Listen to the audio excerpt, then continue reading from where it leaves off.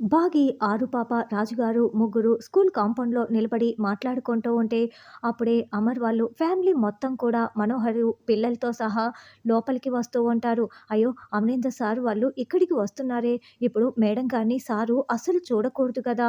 మేడంకి చెప్తే మేడం చాలా కంగారు పడతారు. నేనే ఏదో ఒక విధంగా మేనేజ్ చేయాలి అని రాజుగారు అనుకుంటూ, "అమ్మ బాగి, నువ్వు వెళ్లి ముందు ప్రిన్సిపల్ గారిని కలిసేసి రామ్మా" అని చెప్పటంతో, "బుజ్జమ్మ నువ్వు ఇక్కడే ఉండు" అని బాగి ప్రిన్సిపల్ దగ్గరికి వెళ్తుంది. ఆరు పాప గురించి మిగతా పిల్లలందరికీ అంజు చాలా బాగా చెప్పటంతో పిల్లలందరూ తలా ఒక గిఫ్ట్ బుజ్జమ్మ కోసం తీసుకొని బుజ్జమ్మ దగ్గరికి వస్తారు.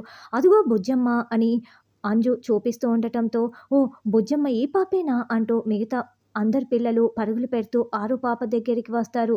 మనోహరి చెంబ నోరు తెరుచుకొని ఆరు పాప వైపు చూస్తూ ఉంటే, ఎవరబ్బా బుజ్జమ్మ అని అమర్ రాథోడ్ కూడా చూస్తూ ఉంటారు. ఇదిగో తను మా అక్క అమ్ము, ఆనంద్, ఆకాష్ అంటూ అంజు అందరినీ పరిచయం చేస్తూ ఉంటే పిల్లలు ఆరు పాపకి షేక్ హ్యాండ్ ఇస్తూ ఉంటారు. హాయ్ బుజ్జమ్మ అంటూ పిల్లలందరూ ఆరు పాపకి షేక్ హ్యాండ్ ఇస్తే అమర్ తదేకంగా చూస్తూ ఉంటాడు. అప్పుడు బుజ్జమ్మనే హాయ్ అండి అంటూ అమర్కి కూడా షేక్ హ్యాండ్ ఇస్తుంది.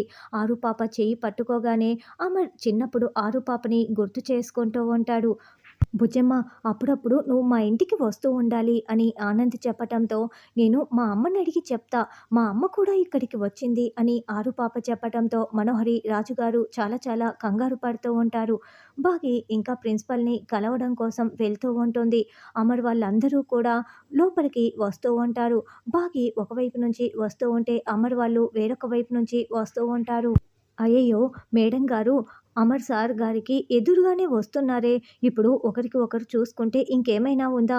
మేడం గారు మరీ మరీ చెప్పారు 2 ఏండ్ల వరకు సార్ కంట పడనని. ఇప్పుడే చూసుకుంటే ఎలా అని రాజుగారు టెన్షన్ పడుతూ ఉంటే మనోహరి మరింత కంగారు పడుతూ ఉంటుంది.